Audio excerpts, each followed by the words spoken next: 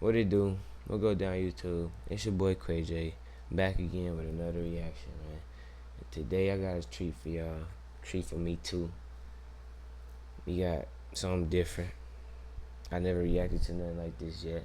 Not yet. But y'all let me know if y'all want me to react to more things like this. We got 20 brand new games that just been announced. This video just dropped yesterday, I believe, 1 day ago. So yeah, these games finna be dropping soon. Without further ado, we gonna get into these. Y'all let me know if y'all play, what games y'all play, if y'all plan on playing any of these, what games y'all wanna see me play. Y'all wanna play me in something, let me know, cause I'm game for anything, you know that. And I'm nice. Every game imaginable. Hey, maybe you're just looking to get caught up. Things slip through the cracks in the gaming news world. So today, we're just rounding up 20 cool new games that have been announced. Not all of them have release dates, those are subject to change, but these are definitely some things maybe to look forward to. We got a really diverse lineup of games here. Big AAA games, weird indie experiments, middle AA games. There's something for everyone here, so we just wanted to chat. 20 games, so like I said, let's get started off with number 20. Darksiders 4 has been announced. Yeah, have you heard about this? This is pretty sweet. Unfortunately, not really a lot of information other than a pretty vague teaser trailer that just teases the original character returning, War, which I think is very cool. Maybe it's going to be a return to form for the series, we don't know, but it's been quite some time since Darksiders 3, which I don't think was the best game in this series, but this may be a return to form. A lot of people are kind of guessing that from what the trailer implies. It's Gunfire Games, the people behind the franchise, and that's good. The series feels like it's in good hands at this point. Like I said, no release date yet. At the time of recording this video, it was just announced, but a Steam page is live, so it is definitely real. But as of right now, we're just gonna keep looking forward to this one because this series just has so much potential. Despite there being ups and downs, it's just got, you know, typically really fun game design, cool characters, great art direction, and it's just an old-fashioned video game. Next, over at number 19, we have Clive Barker's Hellraiser Revival. This is actually from the studio behind Warhammer 40k, Space Marine 2, Saber Interactive. And to be honest, they've had a lot of hits recently. So for them to take on this classic horror franchise, that's pretty sweet. It also doesn't seem like they're half-assing it. This is a first-person survival horror adventure that looks like it's got all the elements of Hellraiser. Of course, the mysterious cube, Pinhead himself, tons of gore, pain, and pleasure. All those elements here are on full display, so we're excited to see how this goes. If they can keep all of those cool, iconic horror elements, but also just make a genuinely good first-person survival horror game, this could be one to watch. Next at number 18, switching gears completely. Yes, that pun was intentional. This is Car Park Capital. What is this? Well, it's a car park simulator, straight up. No, it's not simulating you parking the cars. It's you owning parking lots. What a fantasy. That's kind of right? It seems like a pretty profitable thing, though, because that's what this game is all about. Building parking lots, charging different fees for people to park, managing these things, and profiting. In my personal opinion, it's a pretty boring idea, but the trailer actually has a lot of character to it, a lot of personality to it. It's tongue-in-cheek, it gets it, it's making fun of it, so they could have something on their hands here. Car Park Capital is apparently coming to PC soon. Next, over at number 17, we have Sacred 2 Remaster. That's the title. They're just calling it straight up Sacred 2 Remaster. This is a remaster of the 2008 top-down action RPG, and it looks like it's retaining all the charm. The visual style, yes, is remastered, but it still, to me, kind of looks and feels like a game from 2008. It was in the heyday of the PC, PS3, Xbox 360 days, and Sacred 2 was definitely something. It found an audience, and I'm curious to see if it can actually find a new audience in 2025. With the mainstream success of a lot of recent PC RPGs of all different kinds, you know, Baldur's Gate 3, Pillars of Eternity, Path of Exile, I think Sacred 2 might definitely be for some people. You got 6 hero characters, a bunch of loot, and hacking and slashing. No release date yet, other than just coming soon. Next, over number 16, we have Solo Leveling Karma. This is, of course, based on the beloved anime, and this is a roguelite action RPG, all set in this now famous universe. It's top-down action, and it's for PC and mobile. It definitely looks a little bit more on the mobile side, but we figured we'd mention it. How many of y'all mess with the anime out there, man? Y'all let me know. Because we know a lot of people out there do love solo leveling, so yeah. Can it be a Hades-style solo leveling game? Here's hoping. You know that. Now at number 15, something totally different. It's Battlefield 6. Battlefield 6 was recently announced. It's coming into open beta soon, and having gotten our hands on a preview, work in progress version of the game, it is shaping up to be pretty cool. I seen it's having definitely a return to form, very much feeling like Battlefield 3 and 4, which for a lot of people are one of the highlights of this series. Traditional boots on the ground combat, class-based systems, and of course tons of destruction. Now, it's shaping up to be pretty cool. We came away pretty positive, but we don't know, essentially, the full content offering, the state of servers at launch, and how EA is going to add some extra monetization or microtransactions. There's always a tendency to screw those things up, but for now, we're remaining cautiously optimistic, and we're looking forward to getting our hands on the open beta, but also the full game when it releases in October. Next, over at number 14, we have Plants vs. Zombies Replanted. Honestly, I know it just seems like a simple remake, remaster, but in all honesty, I think it's nice to see Plants vs. Zombies in 2025. At this point, it's like a comfort food. From the developers, this is the classic gameplay style with enhancements for the modern era. And I'm not gonna lie, it does look pretty gorgeous. The sprites, the animation, the backdrops, it's just all really vibrant. And it's kind of always what I imagined the original game was in my head, playing it on my little low-res phone back in the day. Obviously, Plants vs. Zombies has grown so beyond this, but to see the original game return with such love is pretty sweet. And speaking of zombies, it's launching just in time for spooky season, October 23rd. Next up, number 13, we have Agefield High Rock the School. Now, despite the really awkward, frankly kind of bad title, this is a good idea for a game. The developers here, seemingly a very small team, this looks like a bit more of an indie project, they've apparently heard the people begging for a new Bully game and decided to make one themselves. This game looks like it's just a high school. I'm definitely playing this. Bully was the shit. This is very small team. This looks like a bit more of an indie project.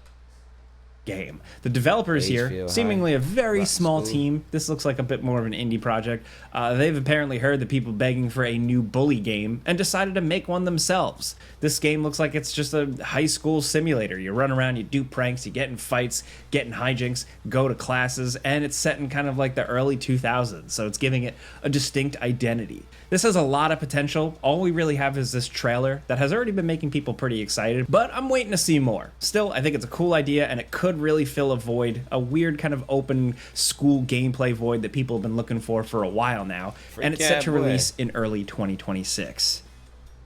Next, over at number 12, Shark Dentist. You ever hear an idea for a game and just go, yeah, all right, cool, I know what that is? That's Shark Dentist. It is exactly what you think it is, and that's refreshing. It's a game where you look at sharks in first person and you perform dental surgery of all kinds. You're looking into these massive mouths and using all types of medical tools and power tools to help these sharks out. But it's got a bit of a grimdark tone to it, and apparently there's a big element of danger. According to the way it's been described, balance tactics, luck, and limited resources to heal your patient without losing your life. Because of course, spending time in a shark's mouth is probably pretty dangerous. This is from a smaller studio. We don't know too much about their history, but the game is being dubbed as a simulation, which I think is pretty fun. No release date yet, but they are encouraging playtest signups. Next, over at number 11, we have SpongeBob SquarePants Titans of the Tide. With the resurgence of popularity with SpongeBob, with the re-release of Battle for Bikini Bottom, now they're giving us a whole new title, a platforming adventure featuring SpongeBob and Patrick, and you're going to be able to swap between them on the fly and combine abilities and just combat and platform through this pretty compelling world. It's essentially King Neptune versus Flying Dutchman, and you're caught in the middle of it. You know, as someone who watched SpongeBob for many years, just looking at this, you know, the reveal and everything, it actually looks like some unique adventuring for SpongeBob and Patrick. And I think this far along, for it to feel that way, is pretty impressive. No release date yet, but this could be some good, you know, clean, simple, family-friendly fun. Next, over at number 10, we have Wanderberg. If you watch the Friday news show we do here on GameRanks every Friday, you probably remember us mentioning this one. This is just a really cool idea. This is a minimalist open world action roguelike where you drive around on these mobile castles that are fit for battle. It's essentially you going around battling other mobile castles, gathering resources to try and make your big castle bigger and bigger. It's a simple but really cool idea, and I hope they see it through. I just think it has a lot of potential, right? Like, castle tanks are cool, castle tank battles are really cool. It's just, you know, it could definitely be something. As of right now, it's slated for 2026. Next, over at number 9, we have Beneath. Now, this is billed as a Lovecraftian first-person survival horror adventure. You're this diver that goes down into this nightmarish base, and you're fighting off the horrors of the abyss. And how are you doing that? You're shooting them with guns. Honestly, to me, this game kind of gives me the vibe of like a spiritual successor to Fear, in just that style of shooting, dark atmosphere, but now with Lovecraftian elements. I don't know, this could be really cool. If you're looking for a good moody first-person shooter, this might be it. No release date other than on their Steam listing, it says 2025. Next, over at number 8, we have Octopath Traveler 0. This is a new Octopath Traveler game, and it's you creating a character and setting out after your town burns down. And not only are you out there adventuring, doing Octopath Traveler style RPG stuff with a charming party, but you're also building a town. And I love that. I think JRPG town building is an incredibly underrated feature. And when games nail it, it is perfect. So for Octopath Traveler to take that on, right? Like with that art style, that vibe, this could be kick-ass. It's slated for all the platforms and it's releasing in December.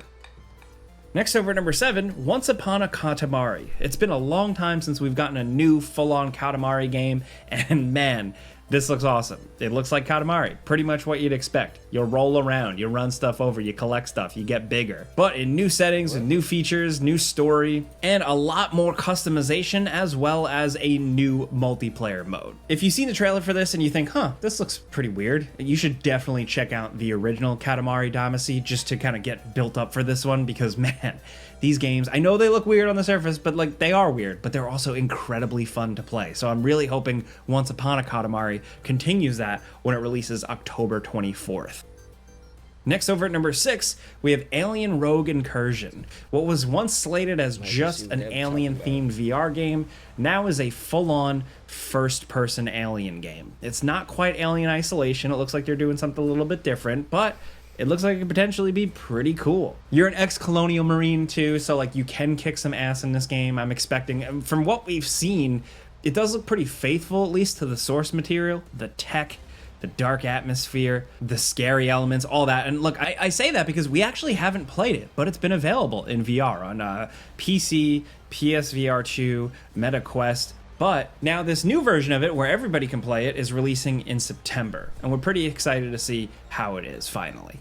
Next, over at number 5, we have Into the Unwell. This one kind of flew under the radar back at Summer Games Fest. A lot of other things were announced, and people didn't really mention this one, but I think it's really cool. This is a third-person action roguelike game that you can play with up to 2 friends, but look at this distinctly cartoony style. I absolutely love what they got going on here with this. The combat, the style, the visual effects on screen, and the sense of humor. Obviously, it's based on old cartoons, which is something I absolutely love. But with that, it's kind of also giving me Conker's Bad Fur Day vibes. But I think with like the main cartoon character trying to drag himself out of a bad situation, this has also just got like a unique, charming hook to it. Apparently on Steam, it's going to have a closed beta, and I'm looking forward to signing up to that.